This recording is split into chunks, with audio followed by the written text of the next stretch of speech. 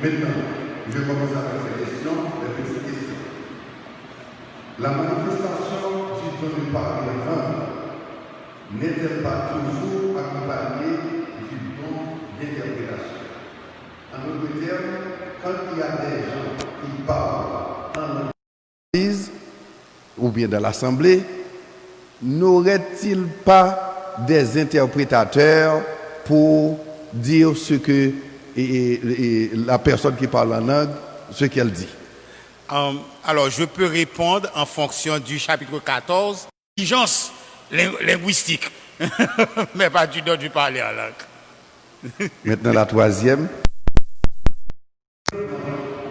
Des universités nord décernent des diplômes, des licences. La question est difficile, je prends la dernière. Quand on pardonne, on doit obligatoirement oublier, à votre avis.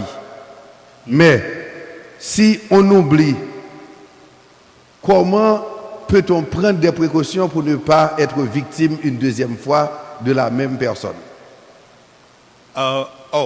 C'est une autre question? Une autre question. Parce que la première avait... Je pensais que vous étiez en train de m'aider avec la première question. Alors, je vais vraiment prêter. Alors, je reprends. Quand on pardonne, on doit obligatoirement oublier, d'après votre exposé. On doit obligatoirement oublier? Oublier l'offense.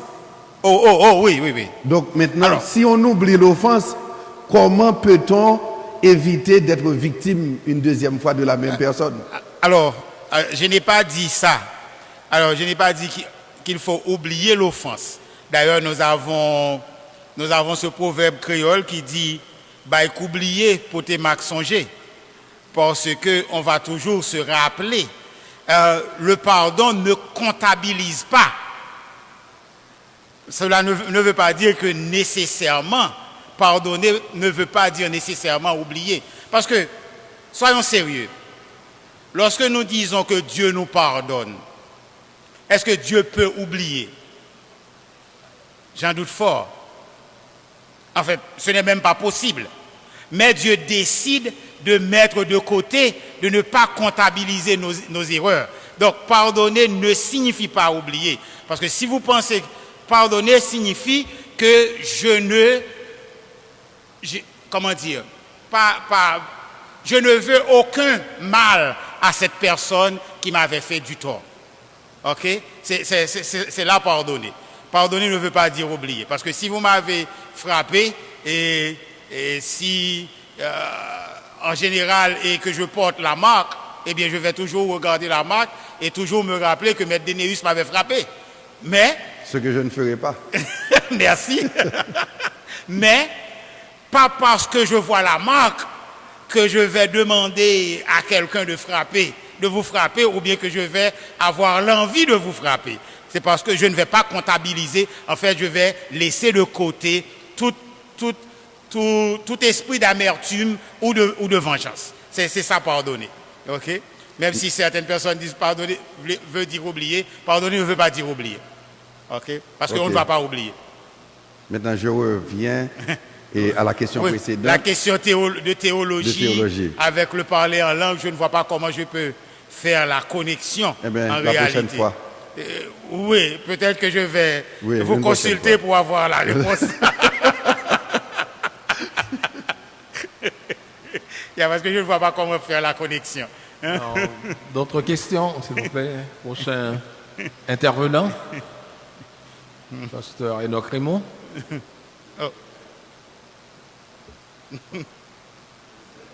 Il est déjà arrivé. Ok. Il y a notre frère. Là. Merci, pasteur, pour l'exposé.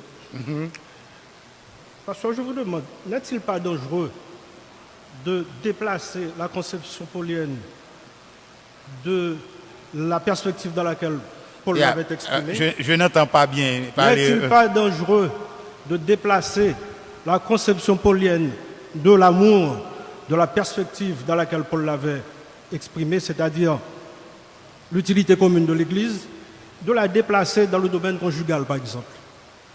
surtout quand on considère le verset 7. Oui, il a dit que l'amour excuse tout, l'amour supporte tout, l'amour Oui. comprend tout. Alors, le cœur de l'homme est tortueux et il est méchant. Alors, imaginez qu'une épouse sait que son mari pratique la conception polyenne de l'amour. Alors, donc, son cœur va lui permettre ce qui lui passe par la tête. Parce qu'elle sait d'avance que son mari va tout excuser, son mari va tout accepter, va tout comprendre, et va tout... Alors moi je demande, est-ce qu'il n'y a pas un danger à ça? Non, alors lorsque, bien entendu, je dois dire que ce qui arrive, c'est que ne pensez pas que notre temps est pire que tous les temps. Ecclésiaste dit clairement, il n'y a rien de nouveau sur le qui ne respecte pas Dieu. Mais ce que la conception de l'amour ici, que l'apôtre Paul ici, il traite, il le dit clairement, que l'amour est éternel. D'ailleurs, le texte biblique nous dit que Dieu est amour. Donc, c'est dans notre aspiration à ressembler à Jésus-Christ que nous exercerons une partie infime de cet amour. Parce que c'est comme le portrait de la femme vertueuse dans Proverbe 31. Alors, on ne va pas vraiment trouver une femme comme la femme de Proverbe 31 et dans ce côté de ce côté du ciel. Vous voyez? Parce que ce qui arrive, disons que c'est l'idéal à atteindre. OK? L'amour qui est exprimé ici, c'est l'idéal à atteindre. Donc, nous devons, c'est pourquoi j'avais souligné que nous ne serons jamais parfaits, mais nous devons avoir l'envie de grandir et de mûrir. Donc, nous devons nous efforcer chaque jour pour avancer un peu plus dans la sainteté. Donc c'est légitime d'invoquer ça lors du mariage, d'invoquer le chapitre 13 par exemple? Disons que c'est légitime de rapporter ça à la vie chrétienne. OK? Et si le mariage fait partie de la vie chrétienne, oui. D'accord. Pasteur Raymond, je vous voyais tout à l'heure.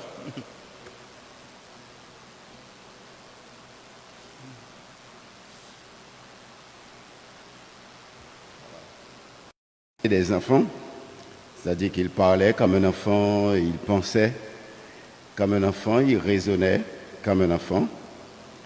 Et lorsqu'il est devenu homme, il a fait disparaître ce qui était de l'enfant. Moi, j'appliquerais cette analogie au verset 13 ainsi qu'au verset 12, qui dit « Nous voyons au moyen d'un miroir, d'une manière obscure, mais alors, exactement comme vous avez dit, cela n'a pas une portée eschatologique. Je dirais n'a que pas de portée eschatologique? Oui, comme vous avez dit. Non, je n'ai pas dit ça. Vous n'avez pas dit ça. Non. Au contraire, j'ai dit que ça a une portée eschatologique. D'homme spirituel, c'est alors qu'on connaîtra comme on a été connu. Et la même chose aussi, je l'appliquerai à la fois l'espérance qu'un enfant, qu'un chrétien nouvellement né peut avoir, mais quant à la charité, cela concerne beaucoup plus un chrétien de maturité au point de l'exercer constamment dans tout ce qu'on fait.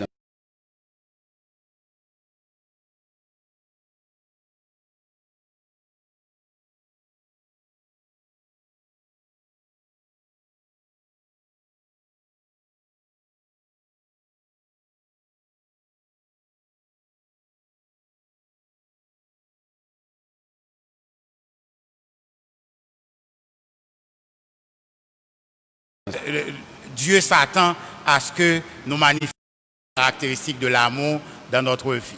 Donc c'est l'idéal à atteindre pour tous. Oui, je suis d'accord, mais c'est le vœu de Dieu. Mais quant à l'application de ce que Dieu veut, cela passe quand même par un stade de croissance, et même de connaissance de Jésus-Christ, un stade de maturité spirituelle. Yeah, Vous c'est convenez avec moi?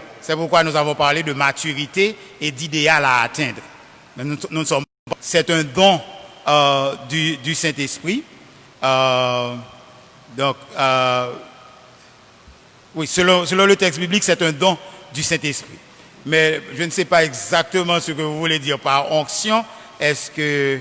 Parce que c'est un choix. En fait, je dirais même que c'est aussi une onction parce que Dieu vous choisit pour vous donner ce don. Donc, c'est ainsi que je comprends la question. L'onction et le don, est-ce que c'est la même chose?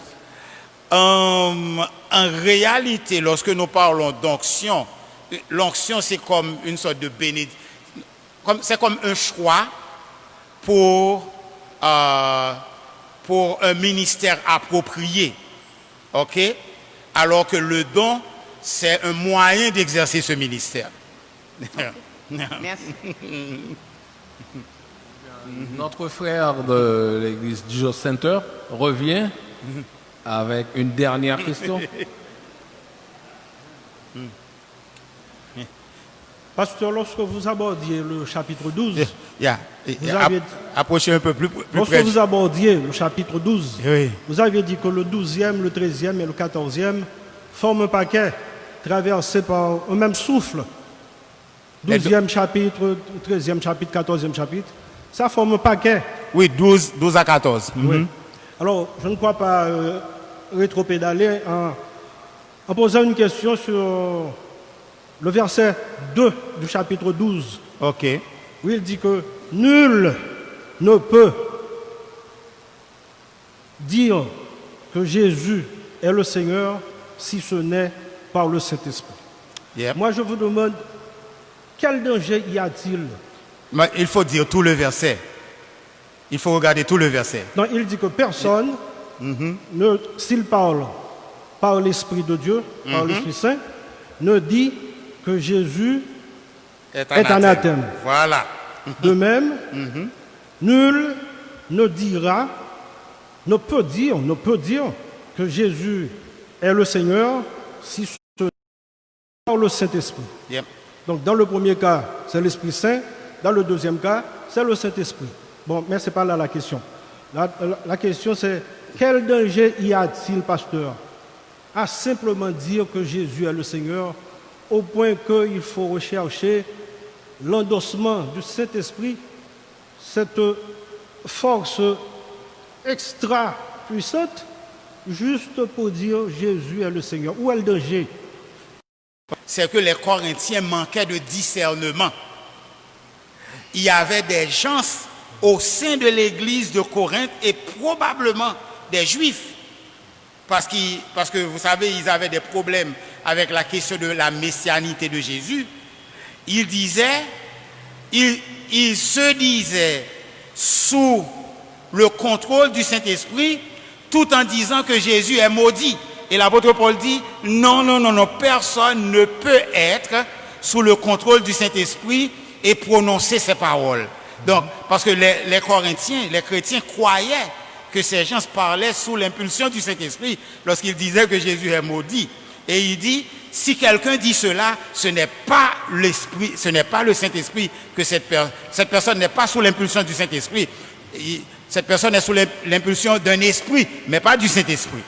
Donc, c'est le contexte qu'il faut regarder.